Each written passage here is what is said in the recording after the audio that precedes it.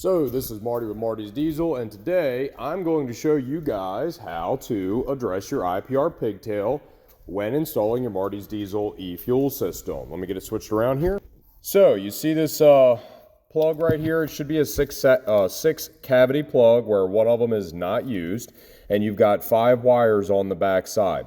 Only 2 of those wires actually matter anymore. There's a couple different ways that you can do it, is that you can actually cut this off right here and you can bridge the gap from there over here to your IPR, or you can take this pigtail, which came off of your your fuel bowl itself, okay?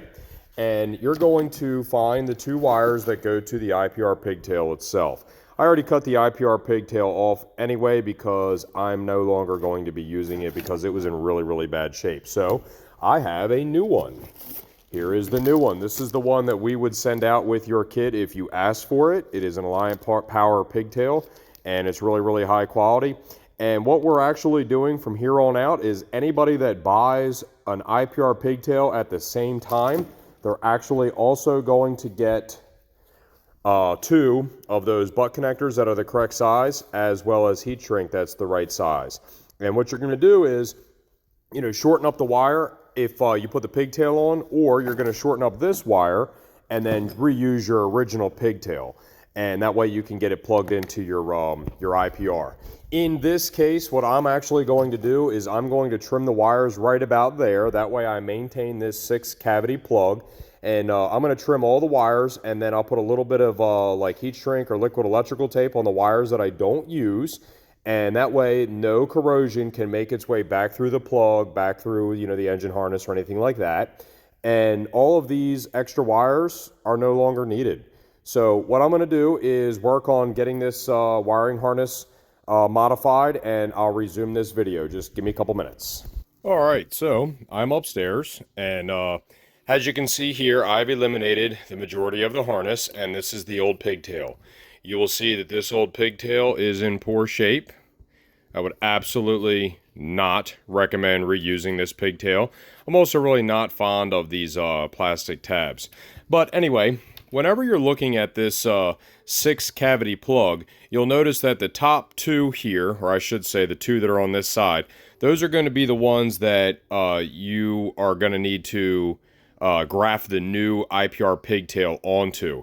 These 3 on the bottom here, you don't need to worry about. Those are going to be the 3 that we put the liquid electrical tape on, or tape them off, or however you guys want to do it. I don't really care. I will say this, whenever I do this, I do normally stagger cut them, and I'll do that a little bit later on here. That way they don't terminate at the same location. That way they can never touch. So if this wire were to chafe a little bit, it couldn't actually touch the other bare wire right there. So give me a second. I'm going to get set up with a pigtail, and I'll restart the video. And I'm actually going to take a second here and show you what's going on here. I don't know if I can get the camera to focus on that. I've only got one hand here. There we go. Well, maybe not. Let me see if I can do it here. So when you take a look at this wire, okay, notice that when it was stripped, that a couple of strands of wire got messed up. This is why I cut these wires so long. I don't need it this long. But if you make a mistake, trim it back like a 1/2 inch and then retry. You want to make sure that your wire that you strip is not messed up. See how this one's not messed up? It doesn't have any strands messed up at all. That's how you want to make it look. And then technically, in a perfect world, the way that I normally do this as well, I like to stagger the connections that I make here anyway, so that they lay inside the wire loom a little bit better. So I'm going to trim this one back. I was going to stagger them anyway, but I actually wanted to just show that. Here's why this is important. If you've got, let's just say this is like a 30 strand wire, and then you have 5 strands, that are, trimmed out of there, or let's even say that's only like a 20 strand wire, and then you lose 5 strands of wire. I think that's probably 4 or 5 I see missing there. If you think about it, that's roughly 25% of the carrying capacity that's gone. That's a big deal. So you want to be mindful of how many pieces of wire actually get broken when you make this connection. This connection is going to be your weak point, and this is, why I like to trim it maybe like this long here, so that in the event, like let's just say 10, 15 years down the road, if you make a mistake here, you can actually trim this back and do it again. Some people will say that, you should solder this joint, and you know what? I do like soldering. I do solder a lot of joints, but there's not, like not everybody has the ability to solder the joints. So we send out a high quality Molex connector with our pigtails, as well as high quality 3-to-1 shrink tubing. In this case, this is the bigger red one that we use, but I have smaller black that I'm about to put on this kit here. So I'm going to doctor this up a little bit, and then I'll restart the video. Okay, we're making a little bit of progress here. Notice that I trimmed the wire down to where once I put the butt connector on, that there was only just a touch of copper showing on the other side. We also have a pneumatic crimper upstairs here that we use to make all of our wiring connections, so we get a perfect crimp every time. And notice that on this wire, because I have it staggered like this, they're going to lay nice and straight inside the wire loom. And that's another reason why, I cut it back the way that I did. So I'm going to go ahead and continue on, get the other side of this pigtail put on, and I'll show you what I'm doing. All right, and pro tip, a good pair of scissors, actually, even like cheap, like these are maybe some ones from Amazon, they actually do a really good job of cutting wire. In fact, even in the shop, I use a good pair of scissors now in order to trim, especially small wires. They make nice, straight cuts. Okay, nice and clean. Make sure you get all the strands. Give me 1 second. I'm going to trim these up, and I'm going to also show you another thing here, actually. The reason I kept the other pigtail is because it does matter which way you put this on. And here's how you tell. You see how on this connector, you got like what looks like the eaves of a house right there. You'll also have the little eaves of a house like this. So when you're looking at the top of the connector, the wire that's on the right is going to be this lighter color wire with a red tracer. And then the wire that's on the left is going to be this darker red color. And then just remember, being the fact that I ran these wires in a staggered series like this, I always cut my longer one that I have to do with this pigtail first, so that way it's going to be in line, and I'm going to be able to stagger the pigtail. So give me 1 second here. I'm going to do that next. Don't forget to cut your heat shrink. Make sure it's longer than the butt connector, and slide it on before you make your final crimps. All right, I've got nice crimps put on my wires here. Notice that I've also got the correct coloration as well. Like this is the top of your connector right here. Okay, top of the connector, top of the connector. You follow it back, you've got like a light color wire with a red stripe. You got a red wire, okay? And they are staggered. This is going to lay real nice inside some wire loom. Give me a second, I'm going to put this heat shrink on. Okay, and do your best not to burn the wires. In this particular case, if you're using an open flame, you can also use like a heat gun. That's actually my preferred method, but notice how I centered the crimps inside the heat shrink. And notice I also normally start the heat from the center and then work my way out to the sides. And see how it pushes the adhesive out to the side like that? This right here gives me a nice weatherproof connection. So give me a second, I'm going to go grab some tape and some wire loom from the kit. Alright, and for this next segment here, what I like to do is make sure that the heat shrink stays in place. So what I do is I wrap the wires around a couple of times. Once I get it wrapped a couple of times where I know it's got a good base, I'll take my heat shrink that I've generally cut to the correct distance, and I'm going to start it on the wires here. Of course, it's fighting me because I'm on camera. And I'm going to take the slit and I'm going to slide the slit over top. Okay, so let me get the rest of this kind of in the wire loom, or at least started. Okay, and see how like it moves right now? Well, once I get it to where I want it to be, I pull this tape out a little bit. Okay, and then I just wrap again. Okay, boom, boom. Just continue to wrap. And that's really all you need to do for that side.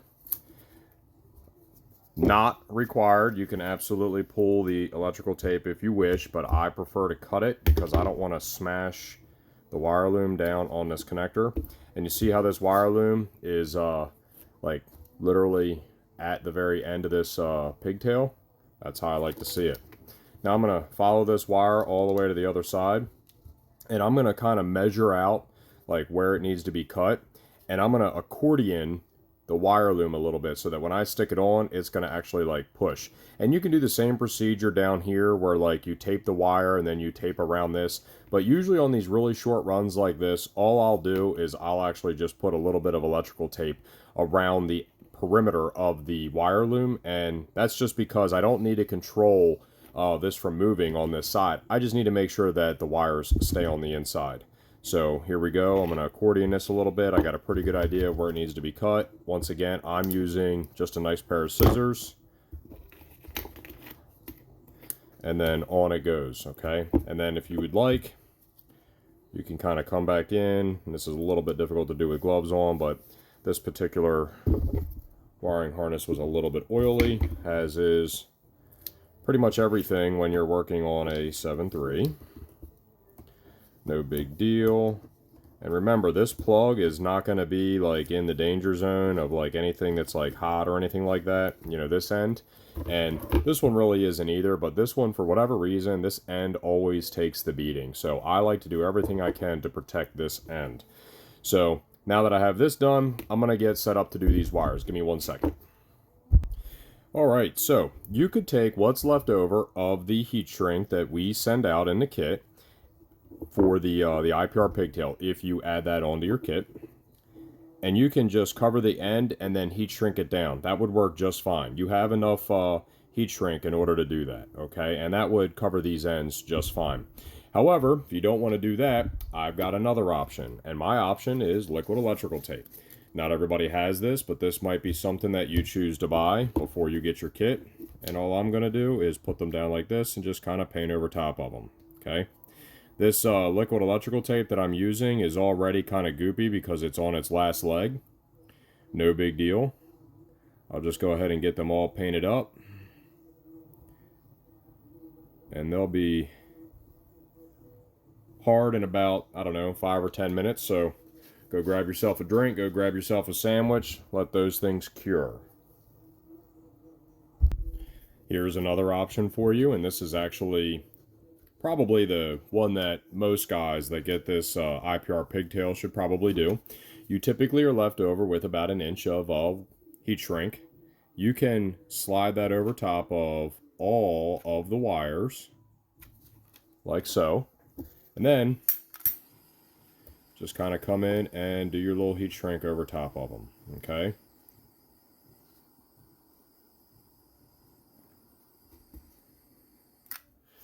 And then if you want, electrical tape it together right here all the way around, which I'll show you now.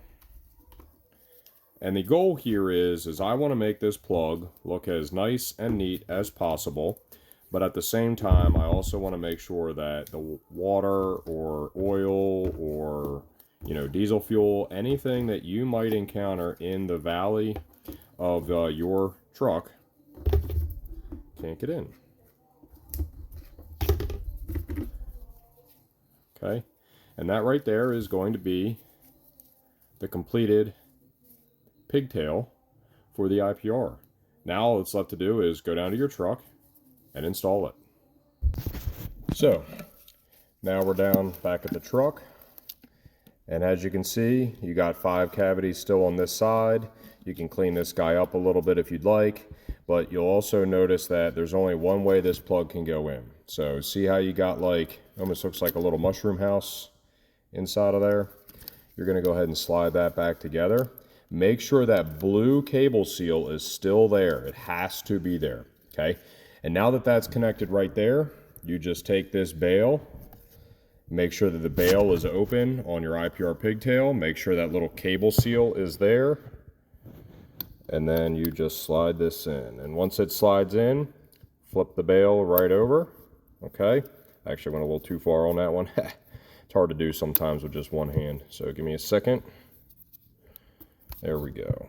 Okay, so now looks good, looks factory, and you know, everything's protected. You don't have to worry about anything, you know, coming apart or shorting or doing anything like that at all. This is the way that I like to shorten the IPR Pigtail, and everything that I just did would be the exact same thing to do if you reuse the factory pigtail. All you would do is just shorten it. Now keep this in mind, you do not have to shorten it. You can actually leave it long, as you know, if you want it just laying around in the valley or whatever, that's fine. But this is nice and short, and I'm basically just gonna like tuck it down right in there, and it's gonna look good for the remainder of the life of this truck. That's it for today.